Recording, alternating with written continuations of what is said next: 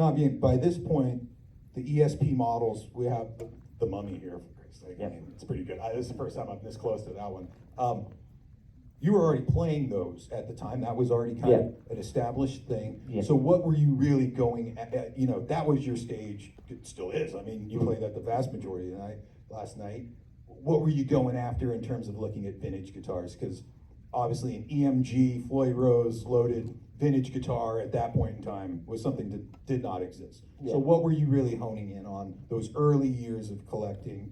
Were you like, I want Fender guitars, I want Gibson guitars, I want the classics, I want Les Paul, I want solid body, what do you know, everything. I was just pretty open to anything, and at that point, in the Injustice for All tour, that initial visit into Pete's was just the beginning. I can remember by the time we got to the East Coast, we went into New York City, and we went down to 48th Street, where all the music stores used to be. And Jason and I, we just went crazy then. And I remember buying a couple Gibson Les Paul Juniors. That I still have one of them, and the finish is literally like falling off of it. It's crazy. The best kinds. Yeah. And I remember getting a Strat, but then I remember getting a Super Strat too. And so and I remember also going down into Florida and then buying a bunch of guitars down there too. I remember getting a couple Strats. Yeah, I got a really, really great like 64 Strat. I love that you're using words like bunch of. These are if you're not a collector, these are collector words, because we don't go buy a guitar. Like, oh shit, I just bought like a bunch of guitars. Just, you know, I bought what they had. They had like bought them miles a day. Well, these are the 4 cool ones that they had, so I bought those for it. Like you're using the right collector words. A bunch of, how many bunches of, when did you know you had a problem? Yeah. When did you know you were gonna have to make a book to justify what you had done? Well, when the stuff finally came home, you know, I remember at that point, I didn't have a house. I was just renting a house. Well, what's the protocol? You're on the road and probably on a bus or whatever at that, and you buy 10 guitars. Do they all go under the bus for the rest of the tour? Go on the bus, they go on the trucks, they go on the plane. Wherever they just fit. Everywhere. It's just like an invasion. And it usually drives the tour manager crazy because he has to count for all of them all. You know, when there's just like 32 stray cases that he has to track down, it's a bit of a nightmare for sure. But also you have to understand, vintage guitars were so much more cheaper back in 1989.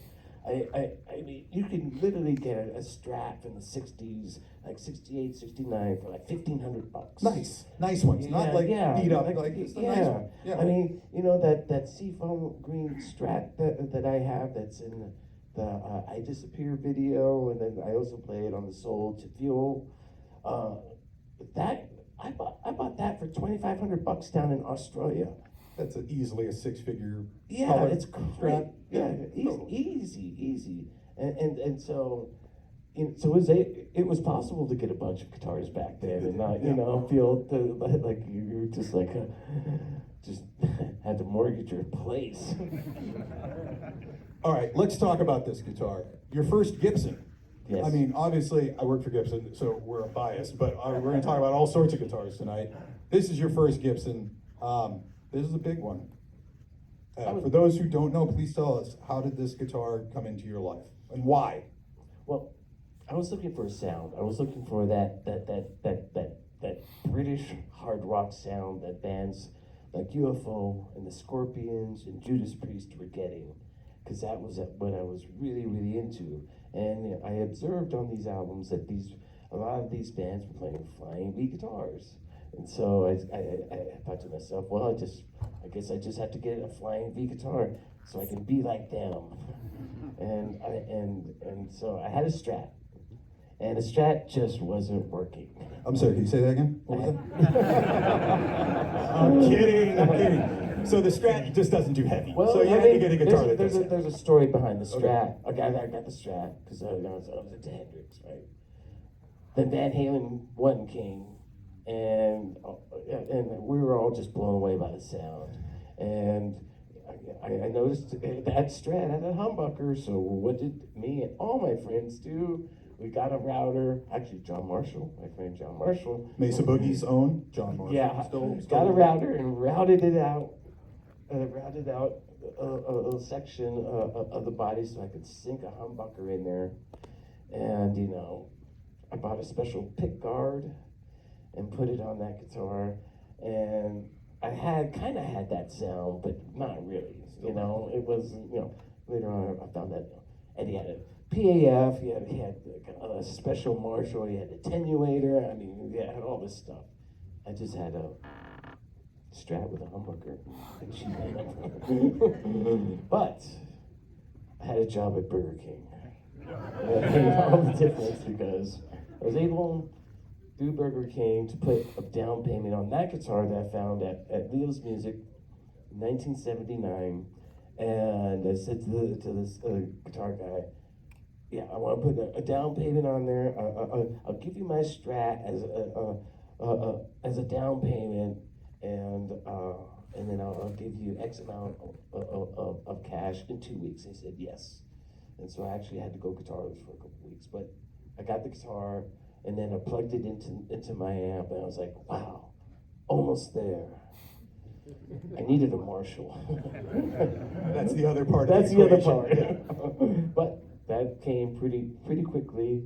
I got a Marshall, and then I was there completely, and that was the sound. I mean, obviously the Flying V had on mine, but like when you walked into Leo's Music that day, what else was in there? Like at that era, what else was hanging on the walls? Was that the most? I mean, had BC Rich hit? Yeah. Was it in stores? Was like BC Rich was really popular. The first Charvel guitars started showing up, right? Let's see what else. Alembic was really big at that point. the kind of multi-body neck through design kind of thing. There's a lot of Alembic guitars at that point. Then tons of like, you know, Fenders and Gibsons for sure. But yeah, the BC Riches were really like the cool guitar back then. And then all these weird guitars that started coming through that Charvel was making, like this, that star body that Charvel made. Yeah. And but you know, I was happy with my Flying V. And when I got it, it was so light. I wasn't really used to how light it was, and so I had to change the bridge because every time I played it on a regular bridge, my hand would get all cut up. And so that's why there's a Leo Kwan Badass bridge on there. That's like the OG too. That's like version 1 Yes. Badass bridge. Yeah, exactly. And yeah, I changed the knobs to speed knobs, and I got a ring from a Les Paul, you know, the rhythm Poker chip, right. poker chip, and put it on the jack, because I remember playing a gig somewhere and someone stepped on my guitar cord and the jack went while it was still in the guitar. It just like broke in the guitar. I thought, well, maybe if I put that chip on there, that wouldn't happen, and it didn't. It really helped to make sure the jack never did that again. And so, and back then, me and all my friends were tinkering with our guitars, putting little spare parts on them and just modifying them. Yeah. When did the EMGs get in this guitar? Well, I saw a tiny little ad in Guitar Player, like maybe 1981 or something. And I remember reading that and thinking, wow, that makes sense. A guitar pickup that is attached to a battery that would give it more output, that totally makes sense. And then I realized they were like local, they're in Santa Rosa, and I thought, wow. So I went down to Leo's and got a pair of EMG pickups and put them in my guitar, plugged it into the amp, and I was like, wow, this is crazy. And it wasn't that much later that James and I got Mesa Boogie Mark II C pluses, and EMG, Recently reissued, by the way. Recently reissued. I'll get one of those. Long and McQuaid. I think this is one right here, actually. This is the combo. So that's here. is that a Mark 7? I think Oh, that's a no, Mark no, 7. that's Mark 7, that's right. Sorry. But EMG pickups with those amps, it was like the sound that James and I had been waiting for. Like, it was the crunchiest, most fullest, most precise sound. Super tight. We loved them. And they went into all our modern guitars. Now, Kill 'Em All of Kill 'Em All. This guitar, all of Kill 'Em All. I think we got some other pictures too. As if you guys don't know what this looks like. First 5 albums, really.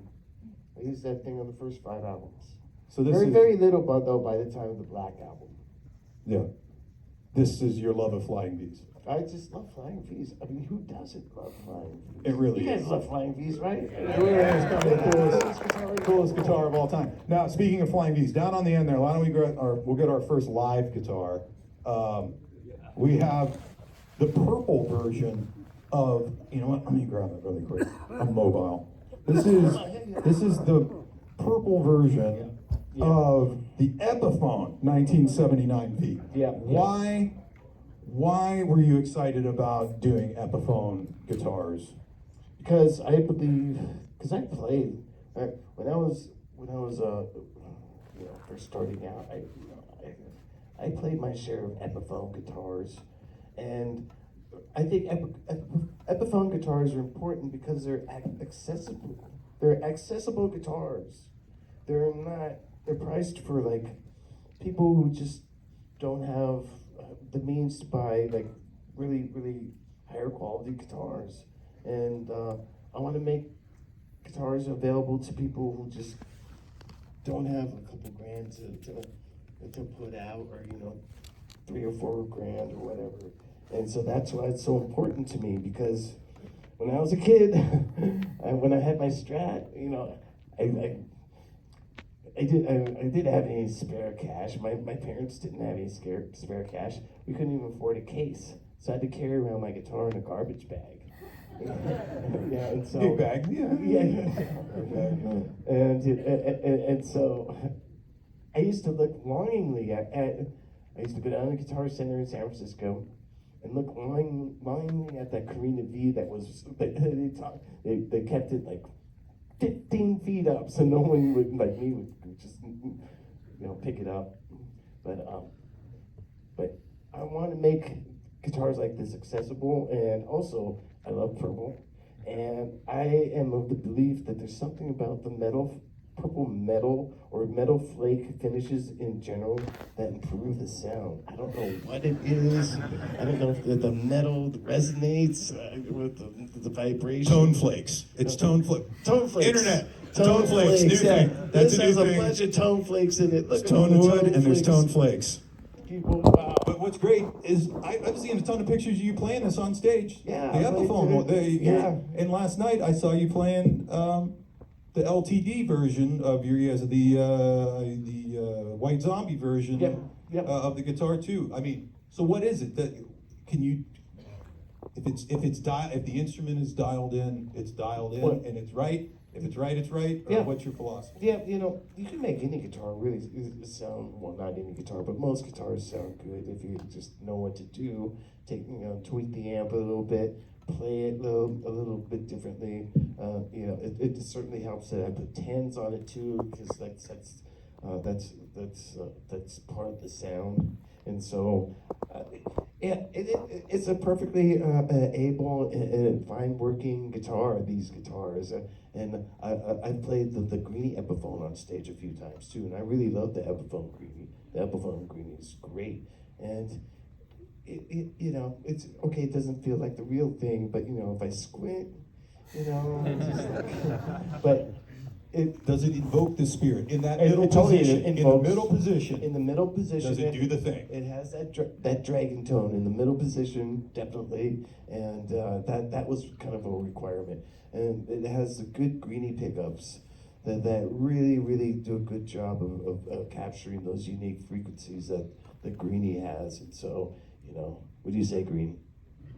Well, shit. I think before we get too deep into the night, we should probably switch that out. Do you guys want to talk about Greeny now? Yeah, but these guitars, I mean, I you mean, know, yeah, the Epiphone stuff has just been killed. I Yeah. just bought my son that guitar, the black one for Christmas. That's his one of his favorites right now, and I play it all the time. The pickups are great.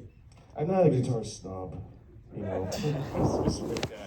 If it does the job, I'm happy about it. It's sincerely am. Okay, Greeny. Let's first start 59 Les Pauls in general. When is the first time you get your hands on an original 1959 Les Paul? First one you played?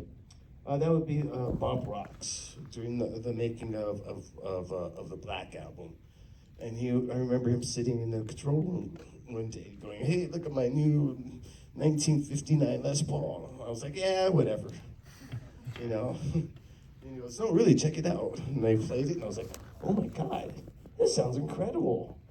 And then he said, "Yeah, it's the pickups, you know, the PAF pickups. They only made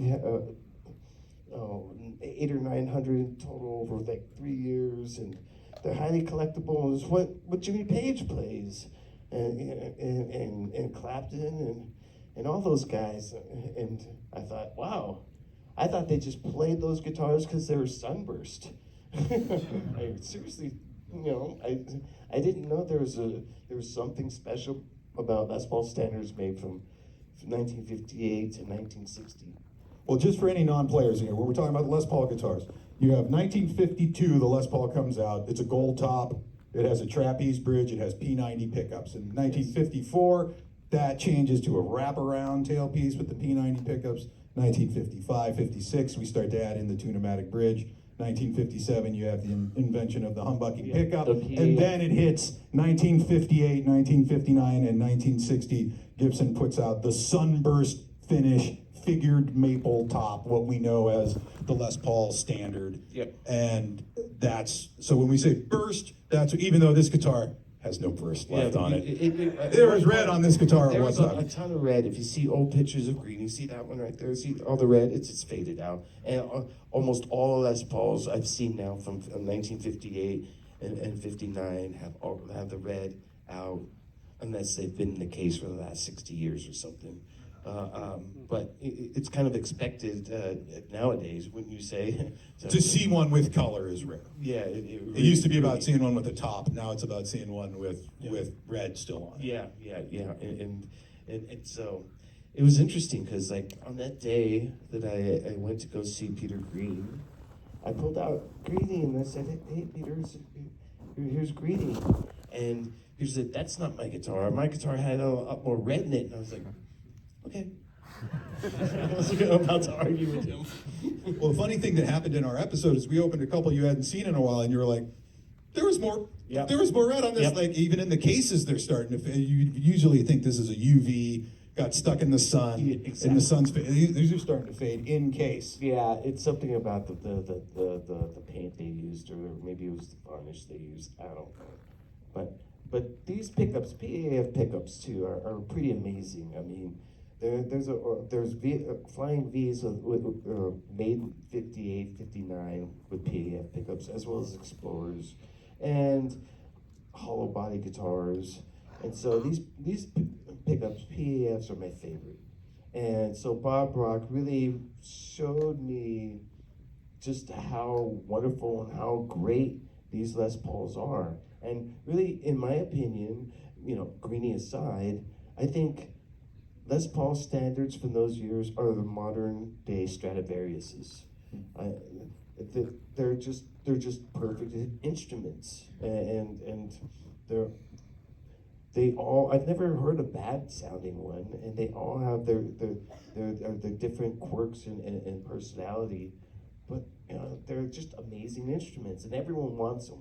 Everyone wants them, so the demand for them is high. Well, at this time with Bob Rock, you're playing ESPs with EMG pickups in it. Mm-hmm. You plug in a 50s Les Paul with PAFs.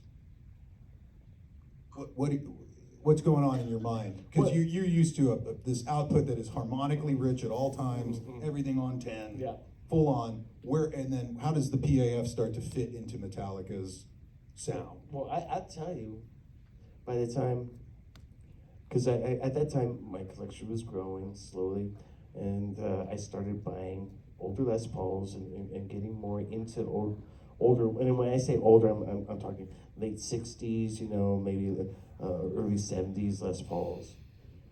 And then I got my first Les Paul in 1994 when we were in Nashville, Groons, and I loved it. And I loved the fact that at certain times, the right amount of distortion with a certain type of amp, the compression that comes out of these PA pickups, it literally makes the notes explode out of the pickup. And the riffs just like have a life to them that no other pickups can capture. And so I was in, and we started recording Load and Reload, and that Les Paul that I got in Nashville, actually, the Les Paul that's on Load and Reload, that was my second one. And I got that from our friend who we were talking about earlier. We're talking 94-ish right now? 95, 94, yeah, 94, Not to 95. 95 now, we're talking, that was my second one. Not to talk about money in front of it, like, what are bursts at this time? 94. I got that one for 20 grand. And for me, that was You're out of your mind. No. How many people said, you're out of your goddamn mind, No, it's $20,000? like James said, you paid how much? And I was like, 20 grand? He was like, oh, and walked away. But Again, who's laughing now? For the non-guitar players in the audience, current going rates for Sunburst Les Pauls in bad condition still have, six figures with up. We're in the $400,000 or $500,000 range for one of these now. Yeah. 20 grand, 1995. Yeah. And so, Guys, are there any wives in here of guitar players? I just saying, 20 grand, they're up, $500,000. yeah. See, not lying about shit. Okay, it was for real. Yeah. All right, where were we? Yeah. So throughout Load, and if you watch the footage of us in the studio, I always had that guitar on, like always. Actually, all throughout '95, all throughout like 2005, 2008, maybe. And what amp are you pairing it with? Is it still what amp are you pairing the burst with? Just whatever sounded good. In the studio, we don't stick to like just one amp. We've been known to like create daisy chains of amps that sometimes are like 20 amps long. I mean, it's ridiculous, but the sound is great. It's great.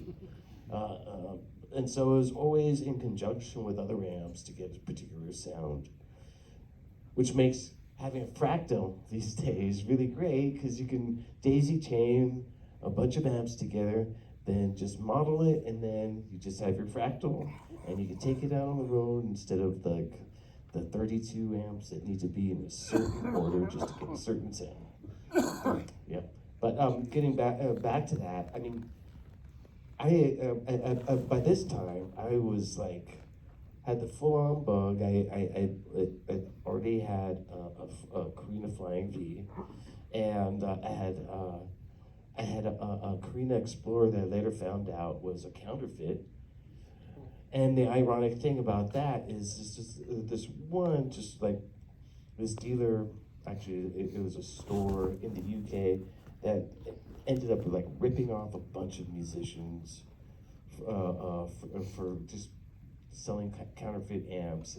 This guy sold me so many counterfeit amps, and so a bunch of us were just going to sue him, but it just didn't happen because it was an international case, and so I had this Explorer that was a counterfeit, but I didn't even know it. And so this guy sent someone else to come and buy it from me, and he gave me a really great price. I said, sure, buy it.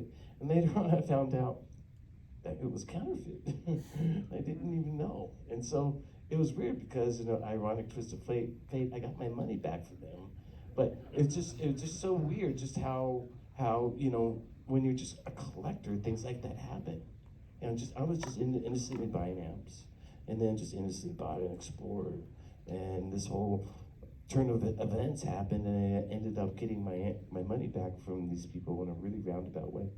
Anyway, I digress. But by that time, I bought numerous Les Pauls, and Les Paul Custom, and it's all about these PAF pickups.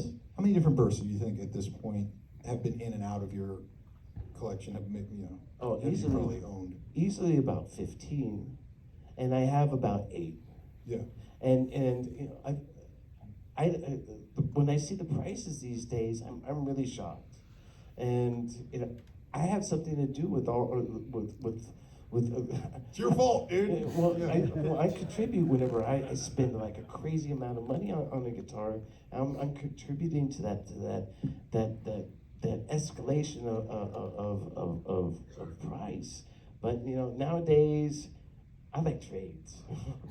Trades are how I like to do it, because for some reason when I do a trade, it doesn't matter now that the guitar is worth X, amount of dollars or whatever. We're just dealing with just cool guitars one-on-one. And it just feels so much more, I don't know, so much more satisfying, so much more organic, and so much, it just feels deeper rather than just a cold hard cash transaction, and I love doing trades. There's a lot of guitars I used to own out there. It's crazy. What's on the chopping block for you in terms of trades? Is it just stuff that's accumulated? Is it stuff you really use, or is it a burst for a burst? Is it a this for that? Or how do you like to trade? Well, sometimes I'll buy something okay, for instance, I bought a black ES335 from 1967. Really great guitar. I got it. I was like, wow, this is great. And then we leave to go on tour, and the first stop is in Copenhagen, and I go by my friend's store, and what's he have? A black 1967 Gibson ES335. And it's like the same year, same color, and they're very close to the serial number. And so I played it, and I was like, oh my God, this is so much better than the one I just bought. So I bought that one with every idea of taking the one that I had just bought and trading it away for something else. And so that's a good example. You just got some trade value for a future deal. Yeah. And like I said, the idea is always to trade up, always trade up and try to contribute to the trade, so that what you're getting is just like really great. Yeah. How did it feel to play this one last night on stage? Oh, it's wonderful. It's like coming home every time. I start the show with either Greeny or my Purple Ouija or whatever. But by the time Justin hands me Greeny, it's just like, because I play Greeny all the time. It's just a familiar thing. It's like getting into your car or riding the same bike or something all the time. It's just familiarity. I'm just familiar with it. And she sounds great all the time. And so, and sometimes I try to get away with playing certain songs on Greeny, but it just doesn't happen. I just need that. I need that whammy bar. Sometimes you gotta have a whammy bar. Sometimes you just need that whammy bar. No. Well, I mean, speaking of whammy bars, that one is sitting there. I've never. Well, this is not the original mummy. This is like maybe there's only about 4 mummies made, and this is the other one. The original one has so much checking on it right now, and it was rained on a few times. Is it the most played? Yeah, of my ESPs, and man, it's just I love that guitar, but I want to give this one a chance too, and they sound amazingly similar. It's crazy how similar the mummy guitars sound. I also have one with a real intricate hieroglyphic design on it, but every time I play, I just get lost, and it's amazing how much you rely on these fret markers. I mean, really, I'm like, huh? Well, speaking of fret markers, Skull and Crossbones, we brought this up in the thing. I saw that guitar for the first time when I was 9 years old, and I was like, oh, this is the fucking coolest thing I've ever seen in my entire life. Every guitar should have Skull and Crossbone inlays. How important, I mean, you have one of the longest running signature model guitars next to Les Paul, and I think Paul Stanley, I guess, with the Iceman. I mean, what other guitars from the late 80s that were signature models are still in production and still going and stuff? I mean, it's crazy because they still sell a lot of those KH models. the black neck through body reverse headstock. But I remember, okay, so when I first started working with ESP, it wasn't Matt who's the president now. It was this other guy named Stefan, and they were just getting into custom stuff. And I remember talking to them about getting my first ESP, and I told them that I wanted skull and crossbone pickups, or not pickups, but fret markers. And he looked at me like I was nuts. He looked at me like I was crazy. He looked at me like, why would you want to do that? I mean, because no one was really doing that before. And, he just wanted me to just put, fancy dots on it. But then I thought, wow, let's try and do it. Just please try it. And so he talked to his custom shop, and he was able to do it. And it just started a trend. Well, let's talk about Floyd Roses really quick, because you were kind of right there in the thick of those coming. When was the first time you played a Floyd Rose? What was it on, and how did it make you feel? I had a black Fernandez Strat called the Edna, which is in the book. Yeah, it's in the book. And it had a regular a whammy bar because I couldn't afford a Floyd Rose. But the second I could, I put it in there, and then I was in heaven, man. All of a sudden, all those Eddie Van Halen diaphones and Hendrix stuff and Ulrich Roth stuff and Randy Rhoads stuff. It was safe to do because your guitar came back in tune. You do it. Yeah, before the locking bridge and nut. You were always taking a chance whether the guitar would come back in tune or not, especially that unwound G string. And so I was in heaven when Floyd Rose came, and I love the fact that you can drop it so that it's literally the string is flopping against the pickup, and then you're coming back up again, and it's perfectly in tune. Well, here, okay, because there's a lot of vintage guitar, and you know this, people, that will shit on a Floyd Rose guitar all day long. What is this 80s nostalgic thing? For somebody who is one of the top vintage guitar collectors in the world, and someone who plays Floyd Rose equipped guitars, for the majority of the night, what are people missing out on by overlooking a Floyd Rose guitar? You can get notes out of the guitar that aren't usually there, and you can experiment with it, and they're just fun. It's one of those. It's a little bit of a gimmick, but I mean, they're great when you combine it with certain effects. You can get some really great, interesting results. I mean, the possibilities are endless, really. I have other friends, like Dave Amato, Neil Sean, these guys, I talk to them, they're like, my guitar never goes out of tune. If it's dialed in, it literally, you play it the whole night and it never goes out. Don't get all your Floyd Roses out there, you vintage guitar collectors in the audience. It's okay.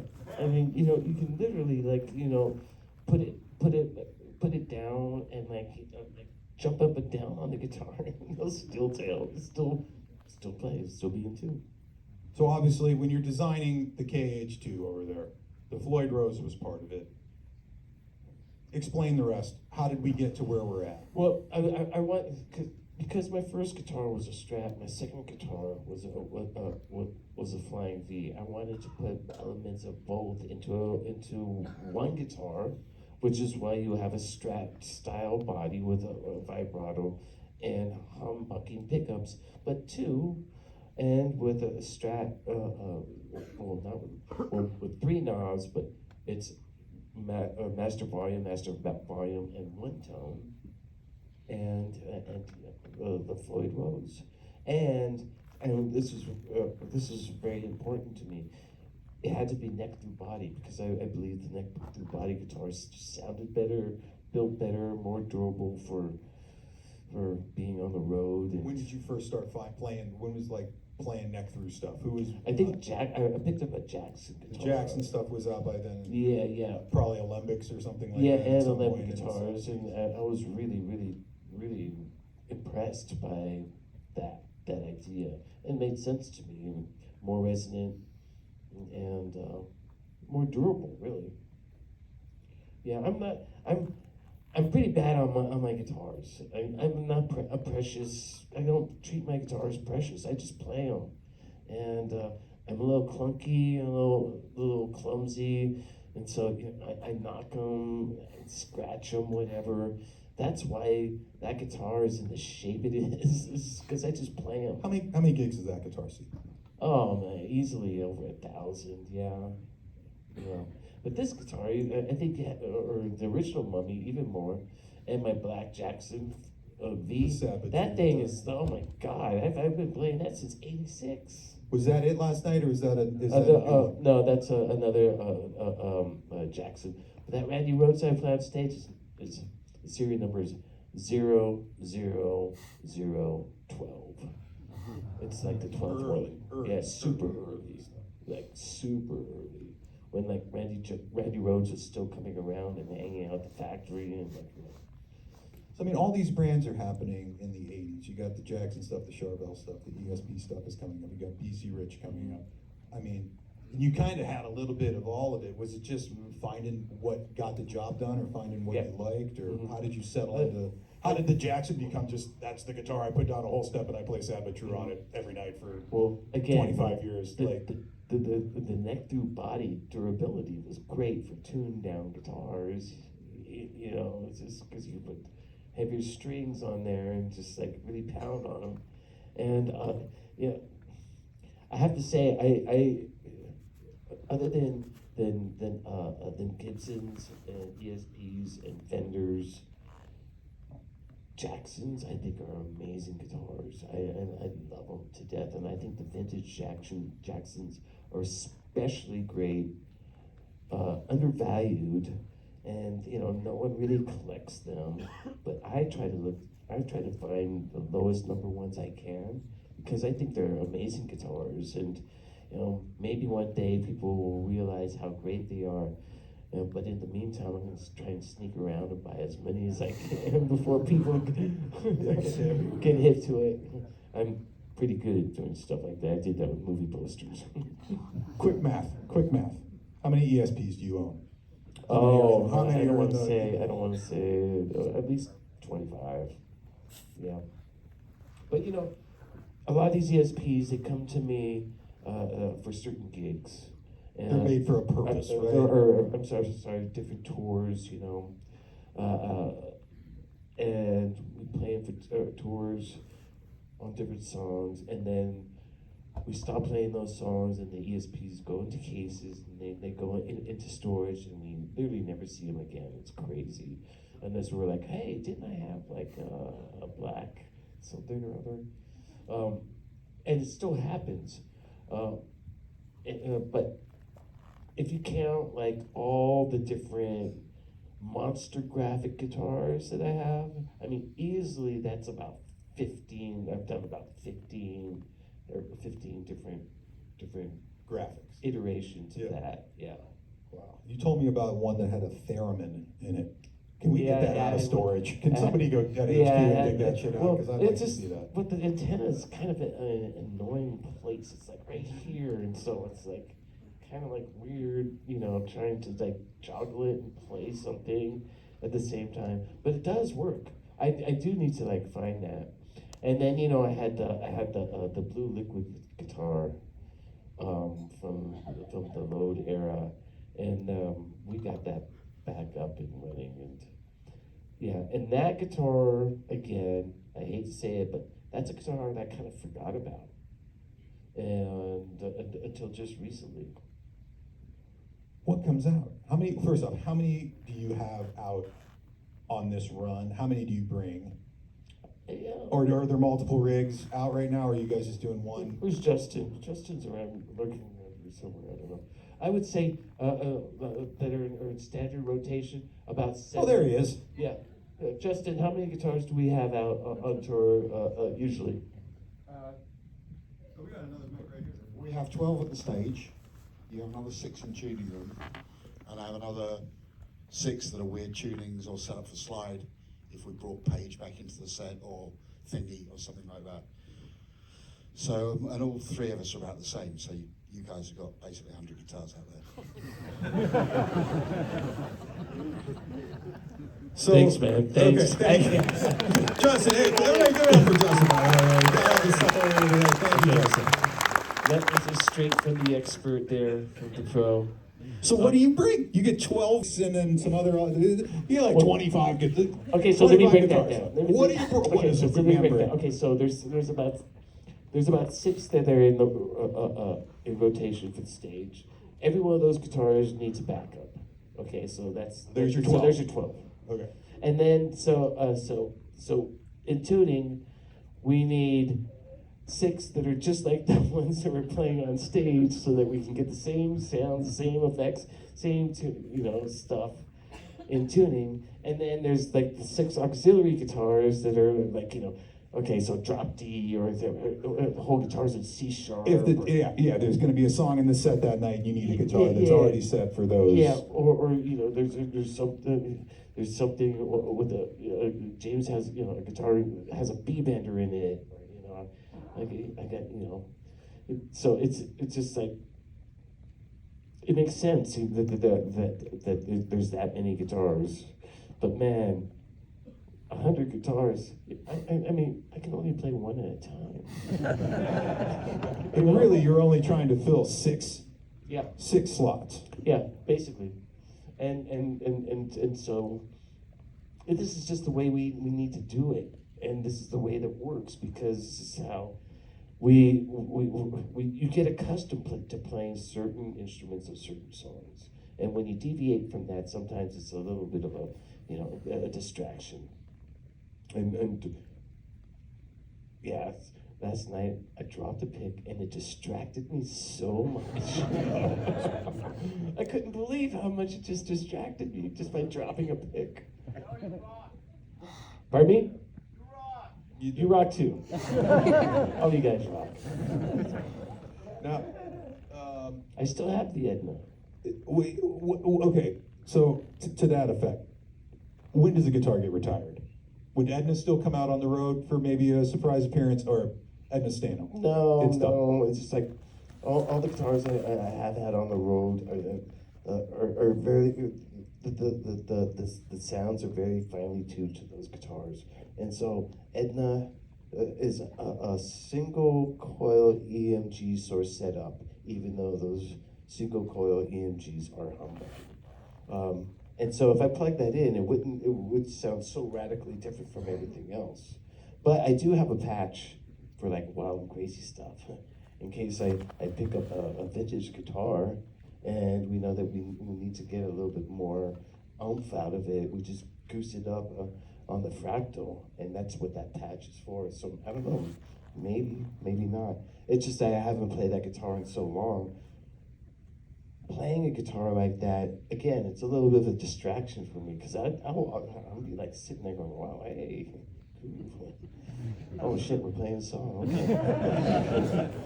I get distracted easily. Well, we got one more guitar sitting over there. Now, I know everybody knows probably Greeny and knows how impossibly rare of a guitar Greeny is. That guitar, that black one over there on the stand, is so much more impossibly rarer than this guitar. Well, We're talking factory. oh, it's a 67. Oh, that's the It's 67 not a there. 59. This is the one that we were just talking about, okay? Yeah, Because you have a black 59 as well. Yeah. We got to grab this. I haven't seen this guitar yet. Well, okay, so the thing about this guitar is, I told you guys about the story. I got a guitar just like this, and I was like, wow, this is really great. But then I went to my friend's store in Copenhagen, and this one was that much better, and I was like, whoa, well, okay, this one's the one. And I liked it so much that I brought it out on tour, and we'll probably end up playing it tomorrow night on stage, because it's really great. Now- And I have one more thing I have to say about this guitar. Is like I was last Monday and Tuesday I was hanging out with my pal Alex Lifeson, and he was playing this guitar, And I said to him, "How's it feel, Alex? Is it like yours?" He goes, "It's a lot like mine. Mine's a 68 and this is a 67, but man, it feels and sounds just like mine." And so I was very happy to hear that. Yeah, that's great. It was very, very cool.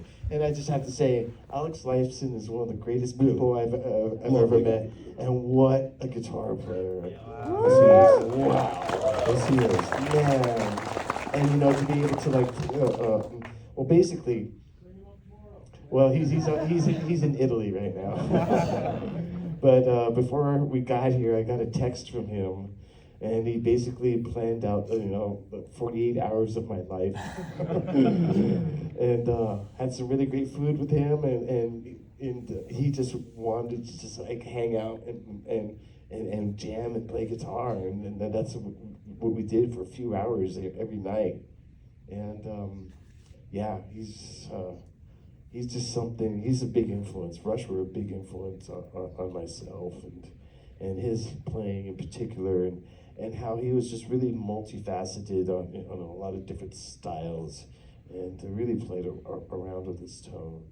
And so being able to hang with someone who's been so fundamentally a part of your development, it's just like, it's a pretty special thing. And so, yeah, I was really stoked.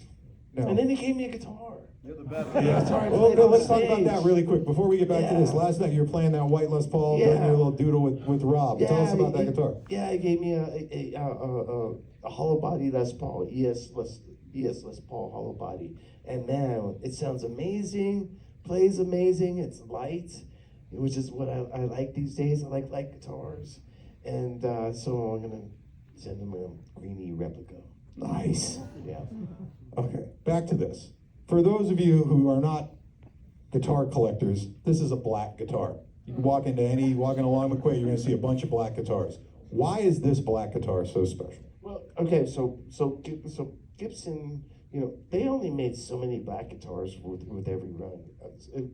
Black was kind of like a custom color, and so oops, so the 1959 black ES 335 that I have is one of 3 that were made that year, and it came out of a place in Chicago, and there's this famous picture of a Chicago NAMM 1959, and they have these executive music guys in the picture, and in the background is a Gibson Les Paul Standard, a Carina Flying V, and a black ES 335. I'm pretty sure it's the same guitar. I think we have a picture of it. Yeah.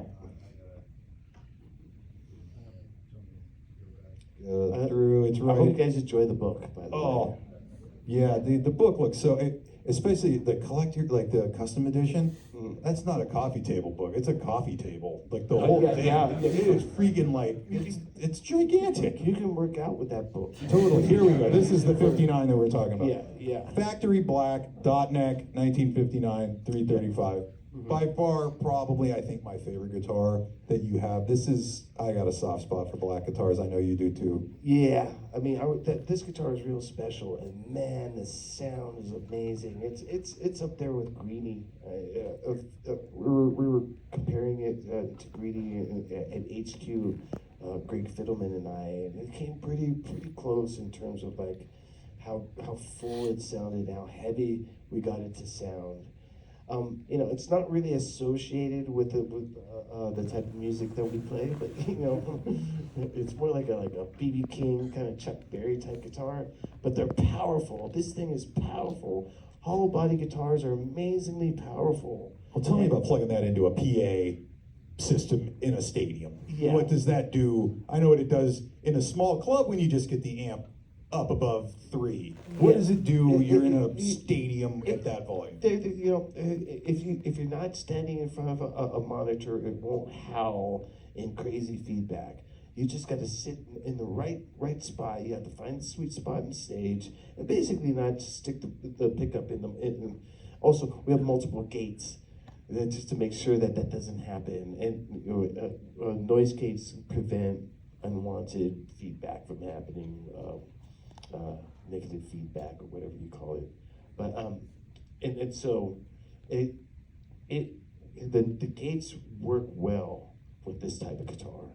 And last night I brought that other hollow body on, and it was great. You know, of course, a lot of the monitors were cut on stage, but it held up. It didn't howl.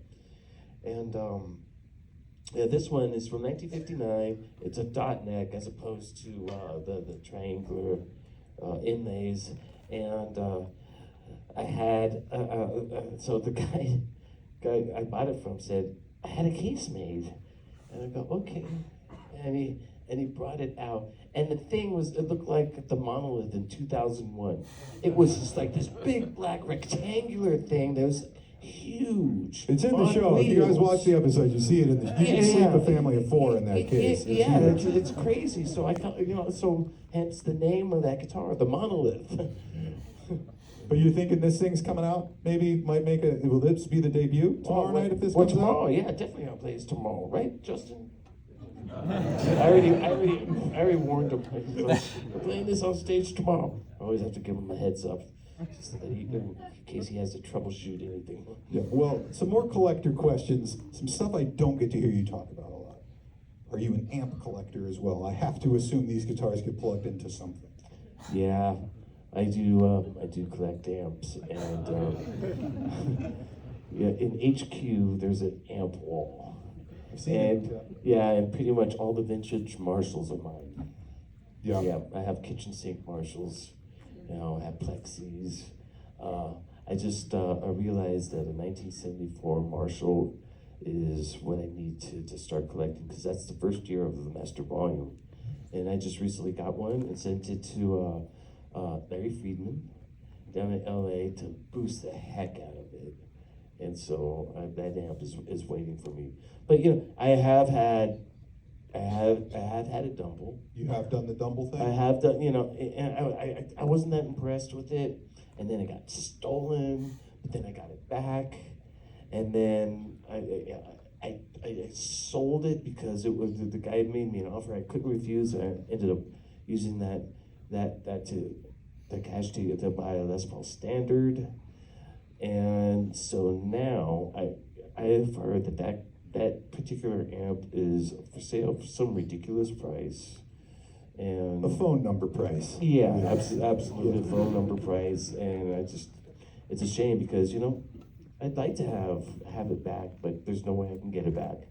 I love train wrecks, but I could never find one that I like that's for sale. And I have a bunch of Tweed amps as well. I have a Vibroverb. I have a Bandmaster. Was it Princeton? Yeah. Princeton? Yeah. Princeton, yeah. And I have some old Mesa Boogies as well, combos. Yes, I do have amps. I have a really, really old Sun amp from like 1964, and it's blue. You're sitting around the house. What are you plugging to? What's the house amp? What's right there? They're not all at the house, are they? No. It depends on what time of day it is. So early in the morning, you know, I can't like play very loud. So I had this Boss Katana amp that has it's wireless basically. It has a wireless transmitter, and I could just put it into my guitar, and I could walk around while I'm making my tea in the morning and play, and it's pretty low volume. But then, you know, later on in the day, I usually use combo amps at my place. I have a Mesa Boogie combo. I have a Tweed. I have a Mesa Boogie Fillmore combo, which is like a Tweed amp, which is really great.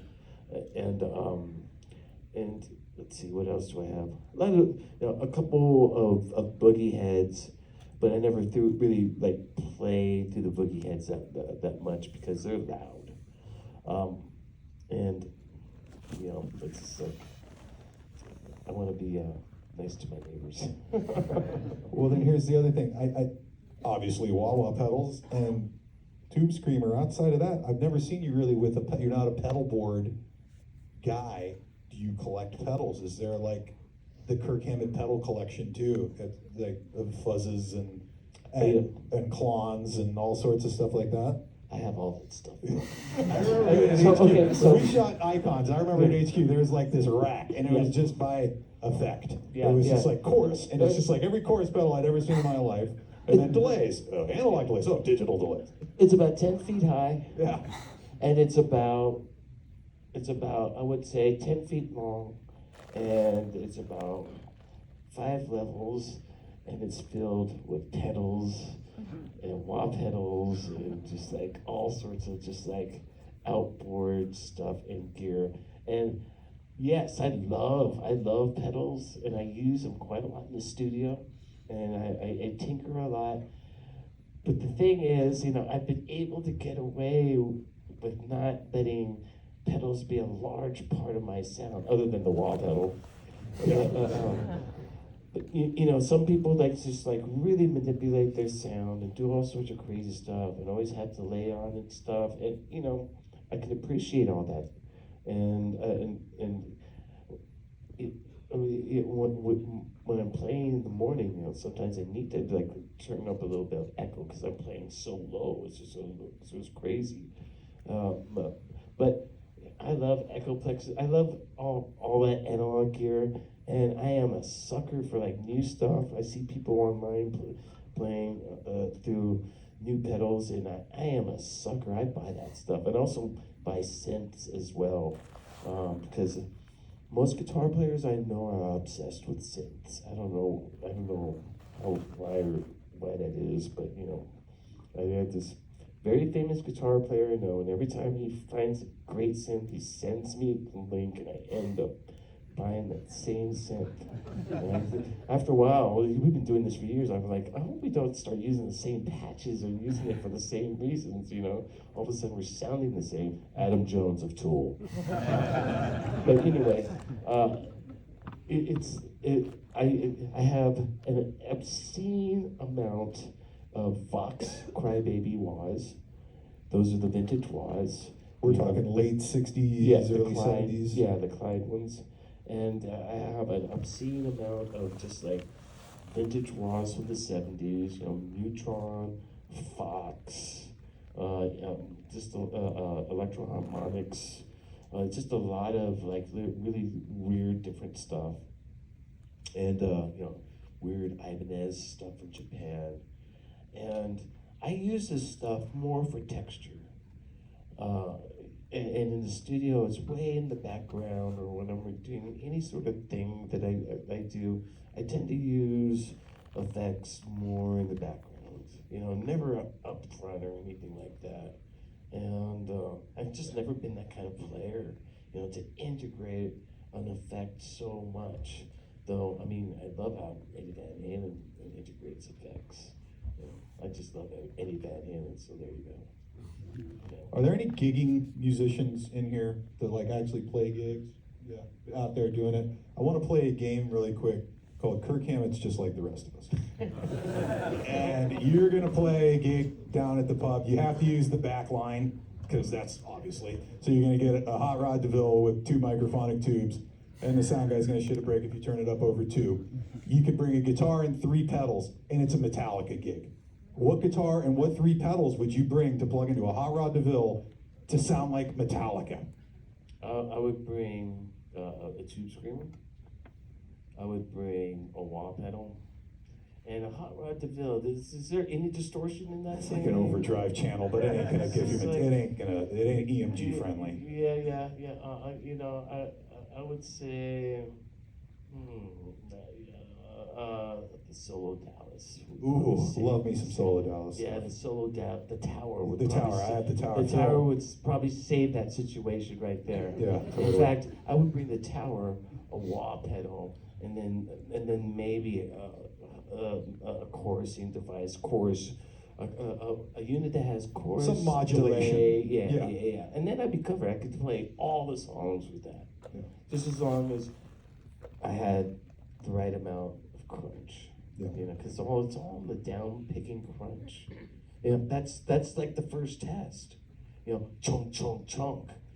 When I walk up to an amp, it's like I don't like start, just just playing whatever. I need to hear that chunk. I want to know if that amp can like move air, can bark, it can like, reach deep inside. And so it's really, really important, because if you're playing a show and you don't have the right sound, or it's like performing under your expectations, that's a really long show. It's a really, really long show. And there's nothing worse than expecting distortion and you're getting like really clean, almost brassy kind of sound, happens so. All right, we got to the speed round now because we're running out of time. I ramble. No, it's fine. Speed questions. Doesn't have to be super speed, but just we'll do a series of questions. Last guitar you bought. Okay. Shit. Okay. How many is it that you gotta think? No, this is like, okay. I'm obsessed with Fender Thin Line Tellys. Late 60s single coil ones or early 70s wide range? The ones with the humbuckers. Wide range humbucker ones, Yeah, 72-ish and on. Amazing sound, nice clean sounds, nice distorted sounds, great acoustic guitar when it's not plugged in. I mean, they're great all around guitars, and I realized they're the first Acoustasonics. And so I've always had one in storage, and I brought it back out and played it, and it's great. And then I picked another one up from an auction, a 74, and I just love it. But then I went on Reverb and found out you can buy them for $750. And they come in all sorts of colors. Yeah, all sorts of colors. They're Mexican, and I don't, that's fine with me. And so I got one, and it sounded so amazingly good. It had P90 pickups in it. And then my son came over, and he plays guitar, and he plugged it in, and that was the end of that. He just took it with him. So, okay. I'm dealing with a similar issue right now. My son is 10. There's a lot of talk about nepotism in Hollywood. We've never heard about gear nepotism. Yeah. These kids who the shit's just in the house and they just feel entitled to just go take whatever they want. It's happening pretty bad at the Agnesi household right now. Yeah. And Yeah. if I was 10 with this kid's pedal board, Okay. shit, I would have ruled the world. It's crazy. Okay, last amp you bought. Well, I had something to add to that. Go. Remember where I said I keep on buying synths? Well, guess what? My son plays piano, and so I'm only down to like one synth. I had like at least 5 different Moog. I had all this really cool stuff, and then I don't know, over the course of a couple of weeks, I just find myself with just one little thing. Okay, last amp you bought. Well, it was a discussion with someone about getting a Dumbo combo until he told me the price. And I said, okay, I'll talk to you later. He didn't let me off for so long. If he would have told me that it was going to be $175,000 up front, I would have not wasted my time with him. It's a lot for an amp. Pardon? I'm not saying it's not. Okay, so worth for the it, last but it's amp a I lot bought. for an amp. That's a lot for an amp. Well, It's a lot of money. the last amp I bought was a 1974 Marshall with a master volume, and I got it set down to Friedman, and he boosted the hell out of it, maxed it out, and so I set it back up to the Bay Area, and I still have yet to like plug it in. But when I get back in like 2 weeks, I hope to have it. Favorite Canadian guitar moment? Is there a Toronto guitar? Have you ever bought a guitar in Toronto? Or is there a guitar that you've purchased in Canada that is like a special guitar moment that's happened in this country or this city? Oh, well, that's easy. I mean, Alex gave me a guitar. Oh, yeah, the other night. How can I beat that? I mean, it's just like one of the guys that you just like idolize. He's all of a sudden he's like, I got a message. Alex dropped off a guitar at the hotel. I'm like, no way! Oh my god! I mean, that's an amazing guitar moment right there. That's pretty cool. Yeah. Yeah, that's hard. That's a hard one to beat. All right. What are you looking for? What's the next one on the list? Well, What are you eyeing? Anything? Well, I'm always looking for great late 60s maple necked Strats. And when I mean late 60s, 67, 68, 69, but with the maple neck, the light colored neck, because that's the sound. That's the Hendrix sound. That's the Gilmore sound. That's the Blackmore sound. I mean, I have a black '67, and I love it. It's a great guitar. It has all these great tones in it, and so I have a black one, and I'd like to get like a couple more out. But I also I'm always on the lookout for Korina guitars. Yeah. Because I think they're undervalued, and they're super rare, and they're just cool, man. And old weird stuff. I just really have a penchant for custom color stuff. It's what I really like. Your top 3 favorite guitar stores to visit on the road. You're in this city. Oh, I have to go here. Where are you? What are the stores? I used to really like Way By on 48th Street, but now 48th Street is like there's nothing. So I like to go to Dave Davidson's Well Strung Guitars. Killer stuff. Yeah, Killer stuff. that guitar is like a museum for vintage guitars. I like the combo of Groom guitars and Carter's vintage, because I used to go to Groom's guitars back in the day in the 80s, early 90s, and Carter used to work for Groom, and Carter would just sit there and just spout all this stuff about guitars, and see what else is a great place. Well, I guess that's 3 right there. A lot of the places I used to go just aren't there anymore, bro. How do you find that? How do you find does stuff kind of find you now, or are you actively out searching? I have people out there looking for me. Guys in the street. I'm a pretty good networker, because to be a successful collector back in the 70s and 80s, you had to network the hell out of everything and everyone, write letters, make flying phone calls, the whole deal before the internet. But I have people out there looking for me, and someone found something. I'm not going to go into the details of it, but man, I'm thinking, wow, that's a really, really great guitar, and I'm going to try and do everything I can to get that guitar from him, which might include just doing a huge trade. Trade's the way to go these days. Yeah, I think so too, because it brings you outside of that whole elevation of prices. It really truly is, guitars for guitars, and people are just that much more satisfied that way, for sure. But with Greeny, it's just like, I'm not going to trade Greeny away for anything. So I know you guys are worried, but with Greeny's a great instrument. The Mummy, it's good. But I mean, sooner or later, these guitars are going to outlive all of us, really. Well, that's the thing. 50 years from now, where do you hope Greeny is? Well, is it with the kids? Is it still maybe in it's the with family? the kids, but maybe it's not. Maybe it's with a great player. Maybe I bestowed to someone who I think is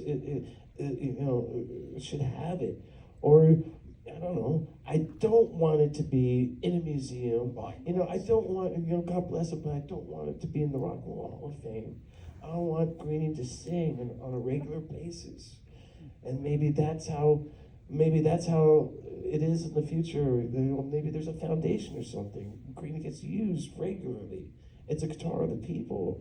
I'm just the one who's just wielding her during this time. I mean, this guitar is special. It wants to make music, wants to be seen, wants to speak to the people, and I feel very, very proud and honored. I actually have humility because so 2 great players had it before me, and so I'm just carrying on the spirit of Greeny, for sure.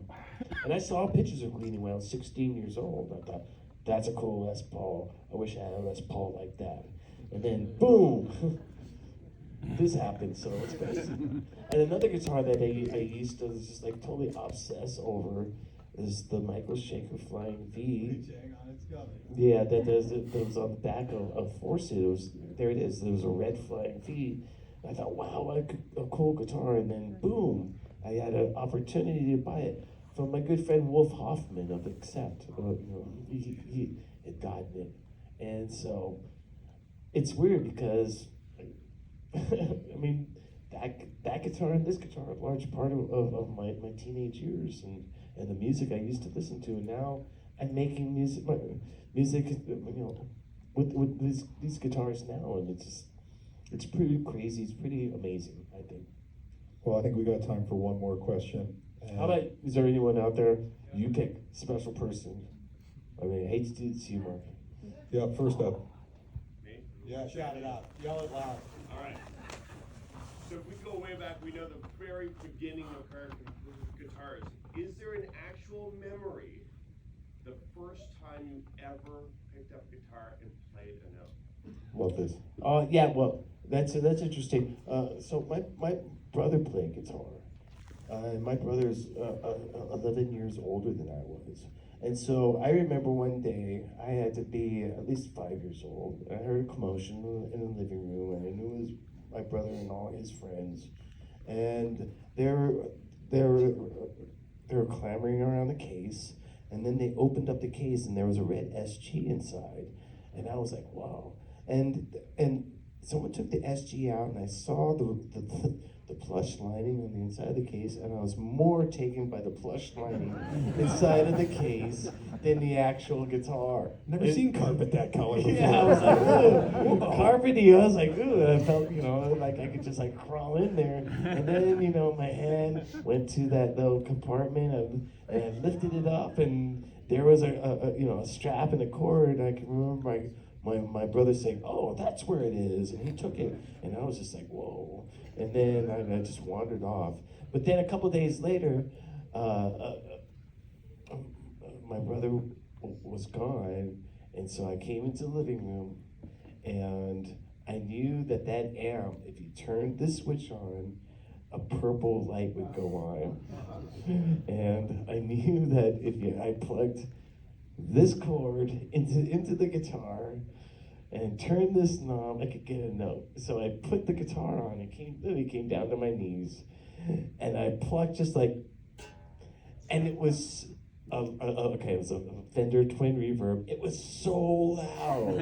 I mean, it was so loud. I just like climbed up, took it off, turned the amp off, put the guitar back in, and ran out of there because I thought some adult was gonna hear that and come crashing down. But yeah, that's actually the very first time. And I don't really equate that to really anything. The real first time I saw a guitar was when I was walking down a hallway in high school, Deanza High School, and again I saw this commotion. All these guys are around something, and then I saw this guy pick up this guitar, and it was a Fender Strat, and that's when I said, "Wow, look at that thing! It's beautiful, it's shiny, colorful. It looked like a rocket ship, definitely something of like motion. Get on that thing and just ride it." And I kept on walking. I was just like, wow, this is the coolest thing in the world. And the funny thing is, I still know that guy who had that guitar. He owns Ronnie Montrose Les Paul that Ronnie Montrose played on the first Montrose album. You know what else about that? It still is the coolest thing. Yeah, it still is. They're still the coolest thing in the world. And I'll go on to say that electric guitar and electric guitars are one of the greatest inventions of the 20th century, man.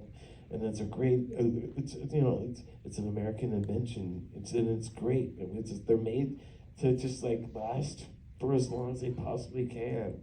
And I owe so much to guitar. And I've done my homework, and I tried to find the origins of guitar, and it goes back so far. There's all these different versions of guitar. There's the guitarra, there's the lyre, there's the pendar, and they're all stringed instruments. Some of them are played with picks.